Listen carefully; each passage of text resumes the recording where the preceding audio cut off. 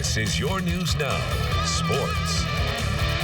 The Findlay women's soccer team is on fire as they are winners of 8 in a row. The Oilers also sit alone atop the GMAC Conference and now ranked 23rd in the most recent Division II women's soccer polls. Findlay at home today facing GMAC foe Ursuline. This game moved to the Armstrong Sports Complex due to poor conditions at DeHaven Field. Findlay keeper Anna Money was on her game today as she keeps things scoreless in the first half with a diving save there. It's 0-0 at the break. Second half, Ursuline on the attack. It's played into the box, but Money reads it to prevent any further damage. Ursuline keeping the pressure on though. This time they go for goal, but Money is there once more. 4 saves on the day for the senior. Findlay gets 2 late goals to secure a 2-0 win. There's basketball in Findlay today as well. An exhibition contest as the Oilers play host to Toledo. First half, Findlay trailing. The Oilers swing it around the perimeter before Aaron Overheiser knocks down the corner tray. It's 16-14 Toledo. Moments later, a little 2-man game as Overheiser drops it off to Tremaine Gray, who splashes from deep. The Oilers take a 1-point lead. Tie ball game here. This may look familiar to some. Marion local grad, now Findlay freshman Nathan Bruns going to work in the post for 2. 8 points on the day for the former Flyer in his first Findlay action. How about LB grad Anthony Masterlasco in transition? Masterlasco scores 9 and he can dish it as well. Threading the needle to Wayne Trace grad Ethan Linder for the lay-in, but Findlay falls today 75-68. On the gridiron, the most recent AP Top 25 polls were released today, and Ohio State remains at number 3. A big change atop the polls, though, as LSU leapfrogs Alabama to take the top spot. Clemson and Penn State round out the top 5, ranking 4th and 5th, respectively. For the Buckeyes, they received 17 first-place votes, but remain at number 3 for the second straight week. One other Ohio State note, Buckeyes defensive end Chase Young named the Walter Camp National Defensive Player of the Week today.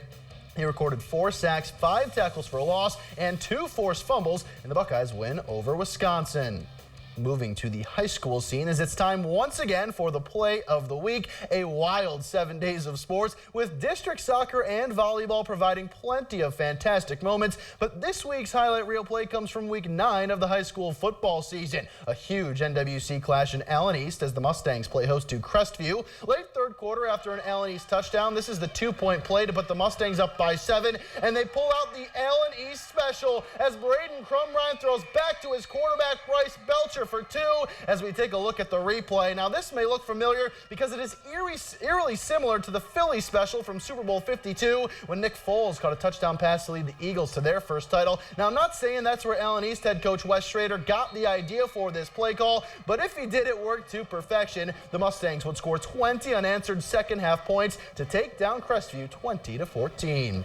NFL, now the Bengals have yet to win a game in the United States this year. Maybe they can win one in London today against head coach Zach Taylor's former team in the Rams. Second quarter, we are tied at 3s when Jared Goff throws a strike to his receiver Josh Reynolds for 6. A 31-yard hookup puts the Rams up 10-3. Ensuing Bengals drive, though, they march right down the field, and on second and goal, Andy Dalton floats one to a wide-open Joe Mixon for the score. The Bengals would trail by just 7 at the break, but the second half belonged to Los Angeles. Look at this trickery, a double reverse flea flicker, and Goff finds a wide-open Cooper Kupp along the near sideline. Kupp turns on the Jets and takes this one 65 yards for a Rams touchdown as it's 24-10 Los Angeles. Fourth quarter now, Dalton trying to get something going, but he is sacked by Aaron Donald. The Bengals drop to 0-8. The Rams win 24-10. We finish in Detroit as the Lions hope to snap a 3-game losing streak. They host the Giants today. First quarter, the Lions defense makes a play as Daniel Jones is hit as he throws. That is a backwards pass that is picked up by Devin Kennard, who returns it 13 yards the other way to pay dirt. Detroit draws first blood. They lead at 7-zip. Still in the first, the offense follows suit as Matthew Stafford dials up the deep ball and drops it in perfectly for Marvin Hall. A 49-yard touchdown on 3rd and 15 makes it 14-zip Detroit.